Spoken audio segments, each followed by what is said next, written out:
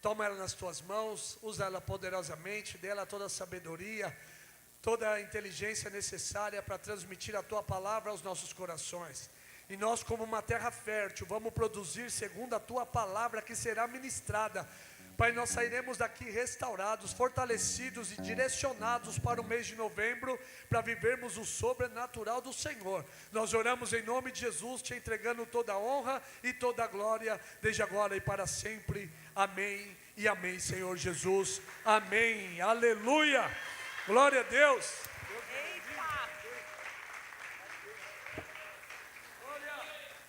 Amém. Senhor é bom. Glória. Tá com calor?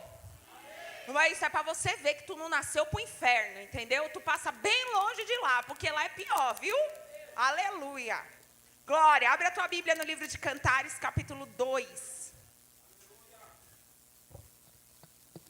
Ô, glória. Você vai dando glória aí.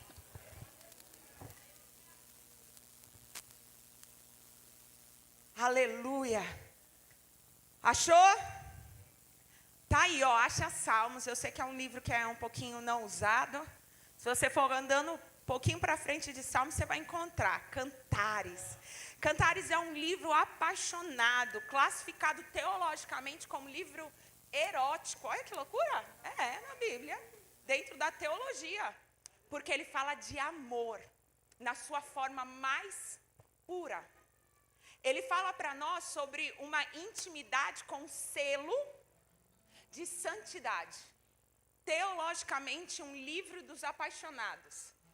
Mas olha o que a gente consegue entender aqui. Quando você faz uma análise do livro, você tem no superficial o amor entre o homem e uma mulher. O rei Salomão e a sua amada Sunamita. Essa é a parte superficial, aquilo que você lê e qualquer pessoa vai entender. Ele é um livro extremamente poético. Então ele não está contando uma história, ele não está narrando fatos para a gente. Ele está contando uma poesia de amor. É como se fosse uma peça teatral ali, em que há cenas dele, a cena delas e a cena daqueles que interagem com eles. Mas isso é só o superficial do livro. Porque se fosse apenas para contar um caso de amor, Deus não teria deixado esse texto na Bíblia. Sim? Tudo que está na Bíblia, Paulo escreveu a Timóteo, foi escrito para nossa instrução. Então nós não podemos analisar os textos bíblicos de uma camada meramente superficial. Quando você olha por baixo das camadas da alegoria do romance, você vai encontrar um amor apaixonado de Deus para com o seu povo Israel. E quando você mergulha mais ainda, você vai encontrar Cristo e a sua igreja entrelaçados em amor. Eu tenho pensado muito sobre esse texto. Eu gosto muito do Salmo 34, amém? Se eu for contar para você todos os salmos que eu gosto, todos os versos, a gente vai sentar e vai chegar meia-noite e eu vou continuar aqui falando para você sobre textos bíblicos que eu amo. Mas o Salmo 34, ele tem meu coração e eu tenho um hino do Salmo 34. E a frase inicial desse hino diz assim: eu encontrei um amor que não tem fim,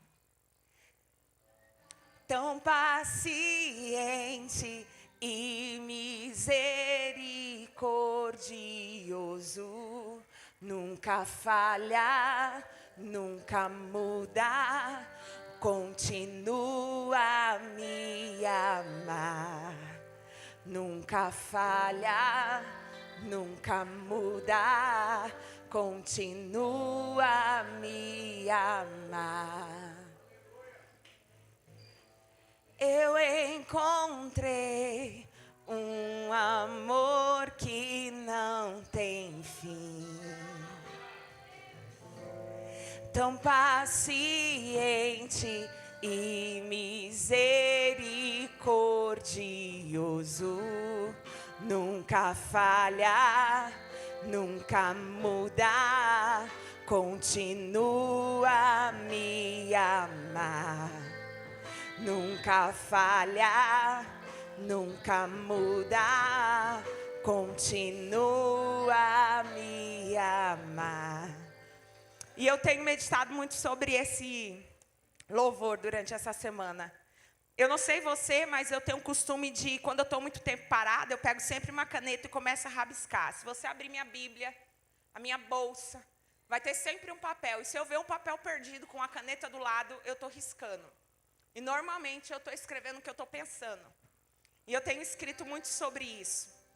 E meditando e perguntando ao Senhor o que Ele queria falar para nós sobre o livro de Cantares para o mês de novembro, eu cheguei nesse texto de Cantares 2.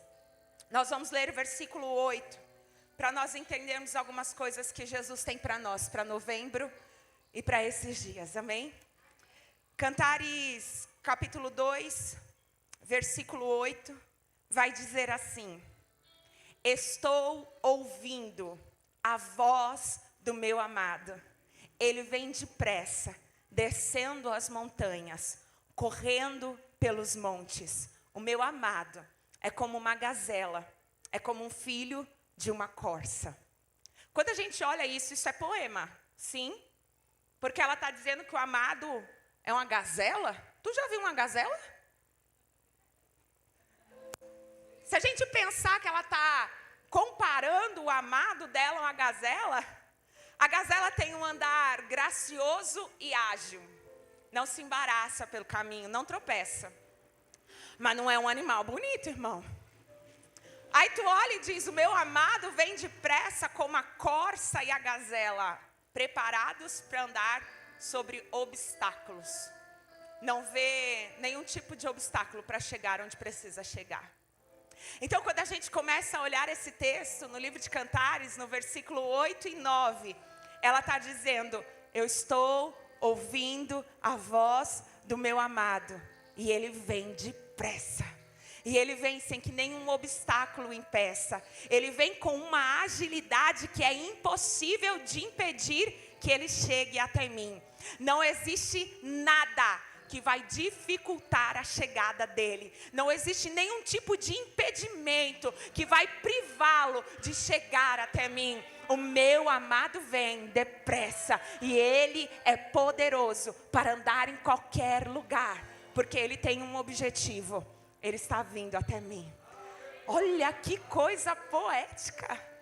Quando a gente coloca isso para a nossa relação de noiva com o nosso amado, nós vamos ver a Bíblia terminando no seu último versículo de Apocalipse dizendo, ora vem Senhor Jesus. E o nosso amado vem depressa. Vem como a corça e a gazela, nada vai impedir ele de chegar. Nenhum obstáculo, nem todo o inferno, nem todo o levante, nem toda ação do diabo, nada impedirá ele de chegar. Esses são os versículos 8 e 9 desse poema. Mas, nós não vamos ficar só nele. A parte B do versículo 9 diz, o meu querido está ali, do lado de fora da nossa casa. Ele está olhando para dentro. Ele olha pelas janelas. Ele está espiando pelas grades. Olha a beleza desse texto. Se você colocar esse texto à luz de Apocalipse 3:20, você vai ver que Salomão, ao escrever esse texto, ele estava sendo um profeta. Porque ele começa dizendo, meu amado vem depressa. E ele vem com uma agilidade ímpar. E agora ele chegou. Mas ele não chega invadindo os lugares. Ele está à porta. Apocalipse 3:20 diz, eis que estou à porta e bato. Se você abrir, eu vou entrar, vou cear com você. Então, Salomão, um cara sábio, extraordinário, vai escrever dizendo, o meu amado está ali. O meu amado está esperando a oportunidade de entrar. O meu amado me espia. O meu amado me observa. O salmista, ao escrever o Salmo 139, ele declara: eu ainda era informe no ventre da minha mãe, mas o Senhor já me via, e todos os meus dias já estavam escritos no teu livro. O meu amado espia, o meu amado está à porta, o meu amado está olhando, o meu amado está esperando um convite, o meu amado quer entrar, mas como ele é educado, ele está lá, deixando eu saber da presença dele, deixando eu sentir a presença dele. Domingo passado nós estávamos aqui e durante a semana eu ouvi de vários irmãos: nossa, eu queria estar em Diadema. Nossa, eu assisti a transmissão, eu vi o culto, que glória, que poder. O amado espiando na porta. Porque aqueles que estavam aqui escancararam as portas. E ele entrou e ele fez o que ele queria. Ele agiu do jeito que ele queria.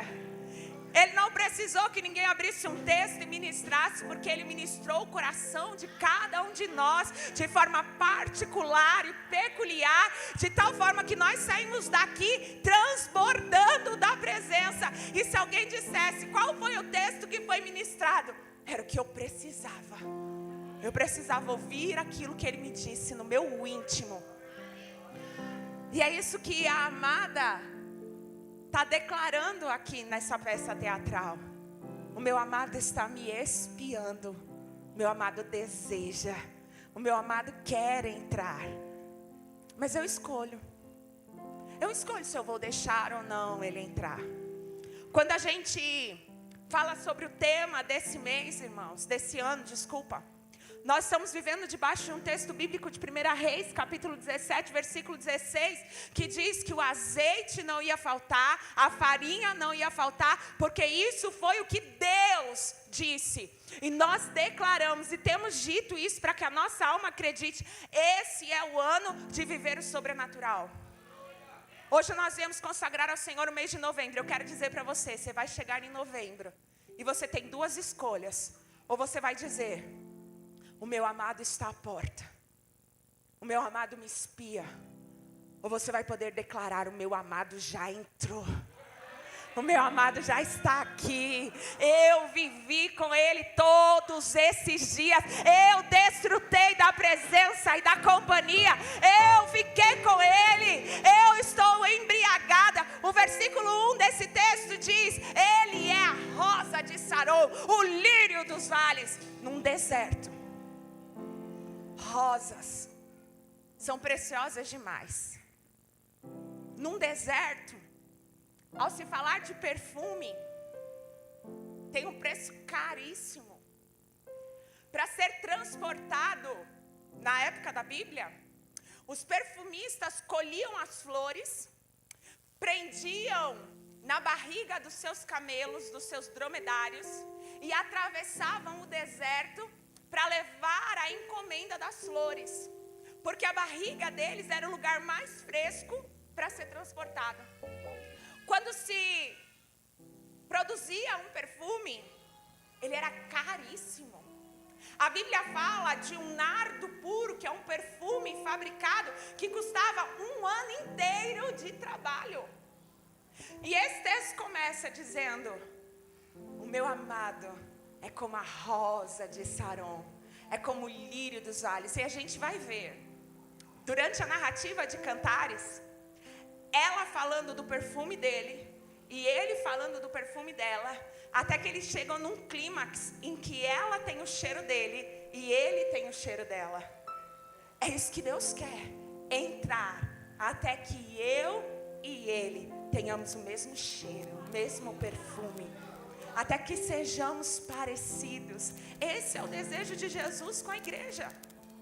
Se a gente avança dentro desse texto, versículo 10 diz: o meu amado está falando comigo. E aí o amado diz: venha, venha minha querida, venha comigo meu amor. A ACF, ela pega o texto original e ela usa uma licença poética para descrever assim, ó: levanta-te, amada minha, e vem. Porque ele está dizendo: você sabe que eu estou à porta. Você sabe que eu quero entrar. Agora você precisa levantar e vir. O amado está dizendo, eu sei que está cômodo estar na sua casa, eu sei que está cômodo estar sentado, eu sei que é cômodo você ouvir, mas você precisa levantar e vir até mim. Ele segue dizendo, levanta-te meu amor, formosa minha, e vem. Oséias escreveu uma poesia também no capítulo 6, e ele diz, vinde, voltemos ao Senhor. Porque Ele nos despedaçou, mas Ele nos sarará. Quando a gente olha desavisadamente o texto de Oséias, a gente diz, poxa vida, que Deus ruim. Ele vem e nos despedaça para que a gente vá até Ele. Não é isso. Porque quando você olha o contexto dos capítulos 1, 2, 3, 4 e 5 do livro de Oséias, Oséias está falando de um povo que tinha tudo para abrir as portas e deixar o amado entrar, mas escolheu fechar as portas. Escolheu ser usado e abusado por seus amantes. É assim que ele diz. É Oséias, aquele profeta que a gente fica com dó dele, porque era um homem íntegro, santo, que Deus disse, levanta-te e vai à casa de prostituição e casa com uma mulher prostituta. E a gente diz, poxa vida, Deus, que absurdo. Até olhar que quem era essa mulher éramos nós. E que Jesus foi lá onde a gente estava e nos resgatou da nossa vã maneira de viver e nos fez sua noiva, lavando-nos, purificando-nos, justificando-nos e restaurando para que as nossas vestes fossem limpas outra vez. Oséias escreve, vinde, voltemos ao Senhor. E é isso que o amado está dizendo no verso 10. Levanta-te, amada minha, formosa minha, vem. Este convite ecoa até que ele venha, irmãos. Quando eu estava escrevendo esse texto, eu escrevi assim, este convite ecoa pela eternidade. O Espírito Santo me corrigiu imediatamente. Ele disse, não, é até que ele venha, porque quando ele vir, as portas se fecharão, ninguém mais vai conseguir abrir. Até que ele venha, nós ouvimos o poema de Oséias, vinde, voltemos ao Senhor. Até que ele venha, nós vamos ouvir o poema que Salomão escreveu, levanta-te, amada minha, e vem, abre a porta, deixa eu entrar, deixa eu cear, deixa eu ficar. Eu não quero ficar do lado de fora, eu não quero continuar batendo a porta, eu não quero apenas observar, eu quero estar com você. Irmão, tu consegue imaginar um Deus que quer fazer parte da nossa história? A Adriana e o Edmilson estavam contando que há 10 anos eles oram. Há 10 anos eles estão clamando ao Senhor. Até que chega um dia, diante de todas as impossibilidades, que Deus faz acontecer uma embriogênese fantástica que atravessou todas aquelas trompas, obstruídas ou não obstruídas, varicosas ou não, atravessa para colar nesse útero e dizer, eu sou a prova de que quando ele entra, ele faz alguma coisa. Deus é bom, irmãos. Aleluia. Sabe o que acontece muitas vezes conosco, irmãos? Nós achamos que Deus só se move em raios, relâmpagos, trovões, tremores de terra, que a voz dele é furiosa e que quando ele chega no lugar, ele derruba todas as cadeiras. Mas a gente precisa entender que às vezes ele é uma voz mansa e suave no meio de todo um barulho, dizendo, ouça a mim e não os outros. Quando a gente olha esse texto dizendo, levanta-te, amada minha, a gente pergunta muitas vezes, por que é que nós não conseguimos viver o milagre de Deus para a nossa vida? Irmão, é tão fácil a gente orar e profetizar pelo outro, não é verdade? Alguém chega até você e diz assim: ora por mim. E você imediatamente, crente até o tutano, cheio da glória de Deus, levanta a tua mão sem ira e sem contenda e vai fazer logo aquela declaração da oração da fé. E aí você diz para a irmã: vai dar certo. Mas quando é você, quando é com você, a nossa mente vagueia em um monte de lugar. Quando a gente olha o texto de Juízes capítulo 6, dos versos 3 e 4, ele conta uma história muito engraçada. Nós estamos na era dos juízes. O que acontece? Israel tinha entrado em Canaã, estava vivendo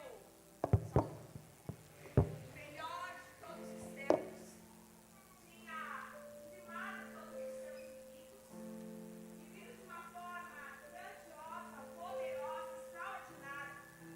Irmãos, eles estavam desfrutando da promessa que foi feita a Abraão, a Isaac, a Jacó.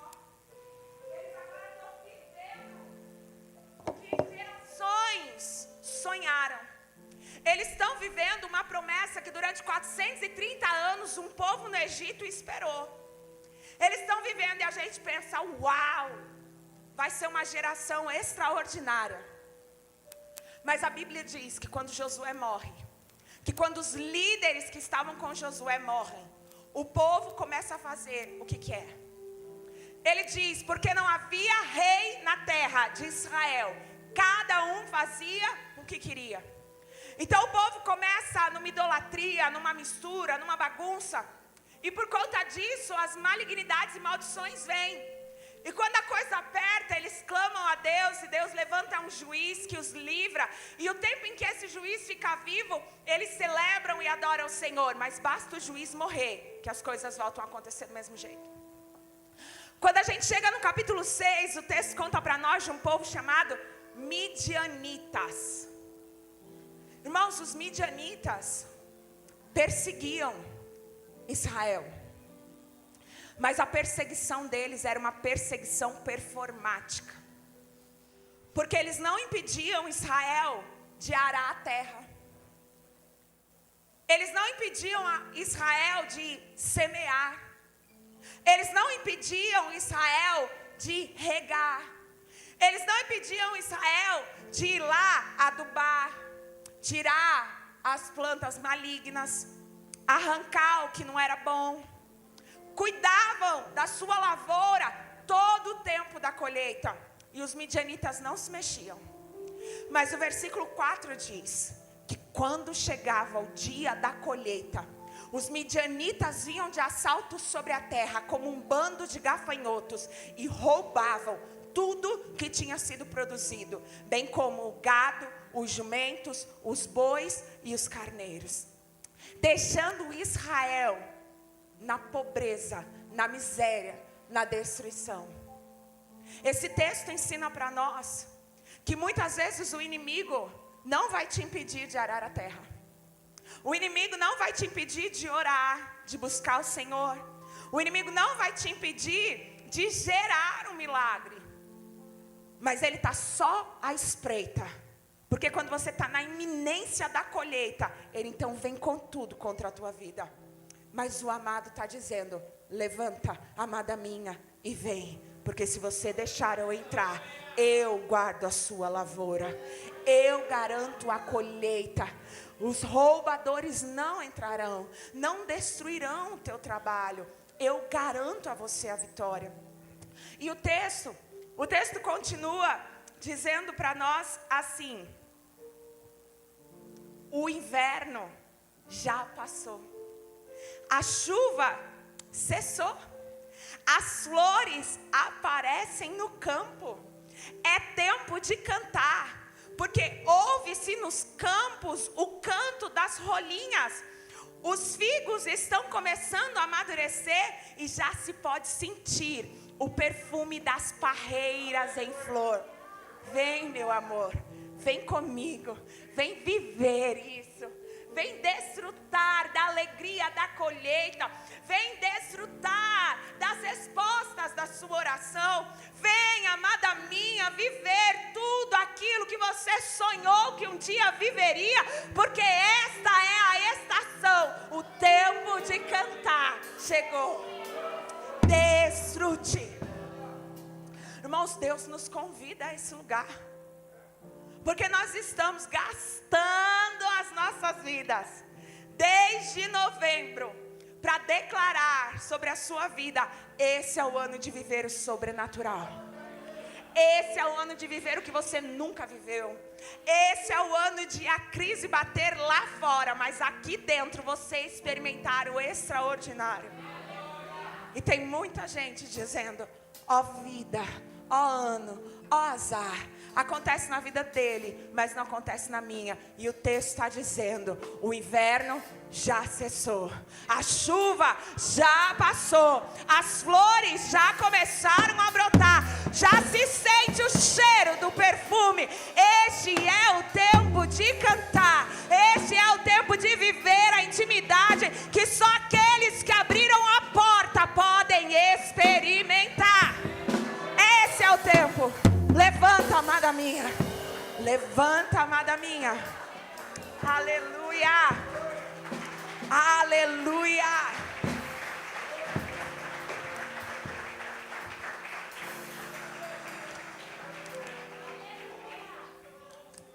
Sabe o que é muito doido dentro desse texto? É que eu já me empolguei. Eu olho isso aqui até o versículo 13 e digo: uau! Tô indo, Jesus.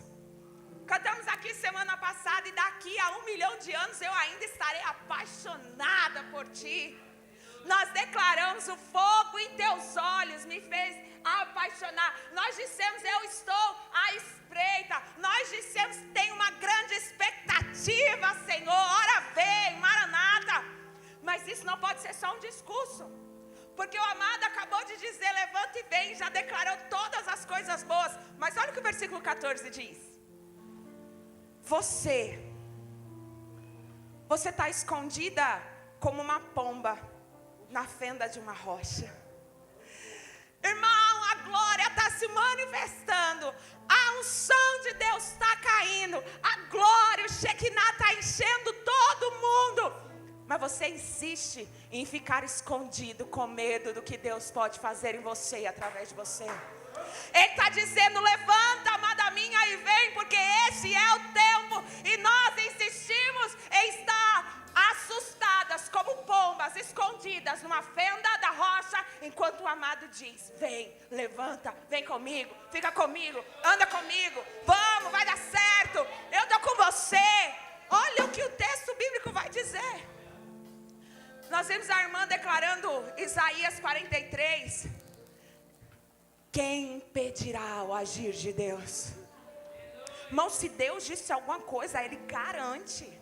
Se eu te disser: ô irmão, eu posso esquecer. Pode ser que eu não consiga fazer na íntegra, suprir a tua expectativa. Mas quando Deus diz, pode passar céus e terra, a palavra dele não passa. Olha o que o texto bíblico diz: quando ele libera uma palavra profética, ela não retorna para ele antes de cumprir o efeito para o qual foi determinada a sua vinda. O texto bíblico vai dizer: e o Deus que você serve não é homem para mentir, nem filho do homem para se arrepender. Acaso ele falaria alguma coisa e não cumpriria? Não, ele faz. Mas se a sunamita, jovem, vendo Salomão apaixonado, estava escondida, estava fugindo de um amor tão belo. Imagina eu e você, irmãos. Você já se apaixonou alguma vez? Em nome de Jesus, os casados aqui continuam, glória. Nem se mexe, nem se move, aleluia. Irmãos, quando eu era adolescente, a gente lia e assistia os filmes de comédia romântica. E lá no Comédia Romântica tinha aquela história lá do amor à primeira vista, assim, já ouviu? E a gente ria, né? Falava: quando é que alguém olha para alguém e se apaixona? Até eu ver meu marido pela primeira vez. Irmão, eu sei o dia que eu vi pela primeira vez. Eu sei exatamente o que eu estava fazendo. Tem 22 anos. Isso, 22? 22. Meu Deus! Não, são 22 anos, 2004, sangue de Jesus. Ele lembra também, em fevereiro desse ano faz 22 anos, que eu vi pela primeira vez. Eu sei como ele estava vestido, eu sei o que ele fez quando eu vi, eu sei o que eu estava fazendo. Irmão, eu estava executando uma coreografia que eu mesma tinha criado, e eu errei a coreografia na hora que o show me pôs o pé na porta da igreja. Meu Deus! Eu fiquei tão impactada, porque eu não conseguia segurar meu coração, parecia que ia sair do lugar. Tamanha loucura. E desses 22 anos para cá, eu continuo do mesmo jeito apaixonada.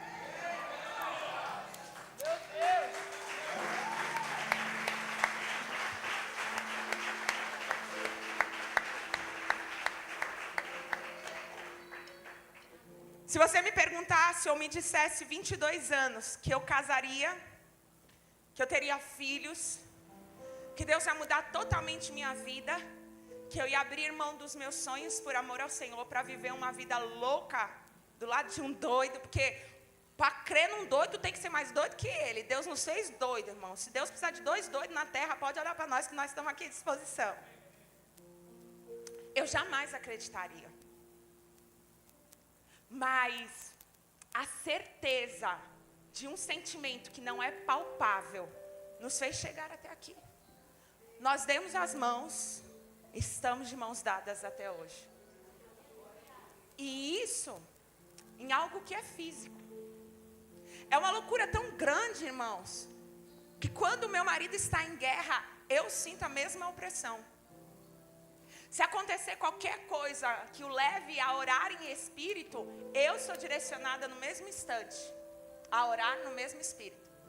Se ele está guerreando contra os demônios, eles encontram eu onde eu estiver. E eu entro em guerra no mesmo instante. Se ele se alegra, eu me alegro.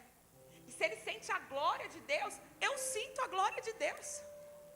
Nós vivemos aqui uns dias atrás, no Congresso dos Jovens, no sábado do Congresso dos Jovens, o pastor estava na Costa Rica. O culto foi um negócio tão extraordinário, que quando acabou o culto, os meus joelhos não suportaram o peso do meu corpo. Eu não conseguia ficar de pé. Eu precisei ir lá para o cantinho e eu fiquei um monte de tempo ali. Porque eu não aguentava os meus joelhos. Eu não aguentava ficar de pé, tamanha glória que eu estava sentindo. Aí meu marido chega. E ele chega e diz: Mi, você não sabe o que aconteceu. Eu fui tomado da glória. Os meus joelhos não aguentaram. Eu fui pro chão. E eu disse: que dia foi isso? Que hora foi isso? Foi sábado, durante o culto da noite. Irmãos, Deus nos quer levar numa sintonia tão grande que nós sintamos o que o coração dele sente. Porque o que nós experimentamos aqui na terra é só um pouquinho perto do que Deus quer que a gente experimente no céu. Se o que eu experimento aqui já é algo extraordinário, de uma sintonia gigantesca, imagino que nós podemos sentir quando nós abrimos a porta e deixamos o amado entrar. Quando eu e você saímos desse lugar de esconderijo e deixamos a glória de Deus fazer o que ela quer fazer conosco. Porque o que nós experimentamos aqui não é nada perto do que podemos experimentar com Ele. Todo esse amor, toda essa glória, todo esse companheirismo não é nada perto do que Deus tem para nós. Quando a gente olha esse texto, ele vai dizer para a gente isso. Ele olha dentro do versículo e diz: você está escondida como uma pomba na fenda de uma rocha. Mostre-me o seu rosto. Deixe-me ouvir a sua voz. Porque tua voz é linda. Porque o teu rosto é lindo. Consegue imaginar Deus olhando dos céus, com 8 bilhões de pessoas no mundo, e Ele dizendo: deixa-me ouvir a tua voz, porque a tua voz é suave. Deixa-me ver o teu rosto, filho, porque o teu rosto é lindo. Deixa-me ouvir o som da tua adoração. Deixa-me sentir o cheiro da tua oração. Deixa-me ver você se derramar na minha presença. Deixa os teus olhos serem inundados de lágrimas de amor. Deixa os teus joelhos tremerem na minha presença. Deixa eu derramar a minha glória. Deixa eu te ver. Sai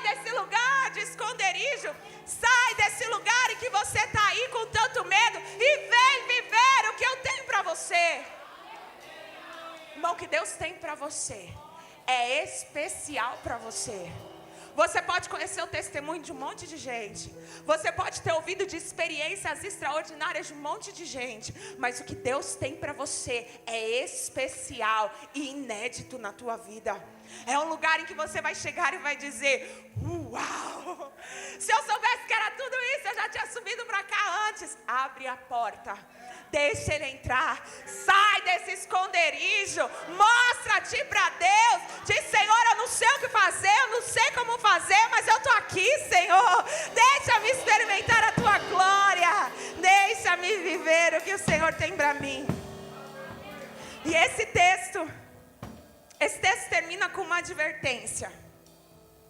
Versículo 15 ele diz: peguem as raposas, apanhem as raposinhas, para que elas não estraguem a plantação de uvas que está em flor.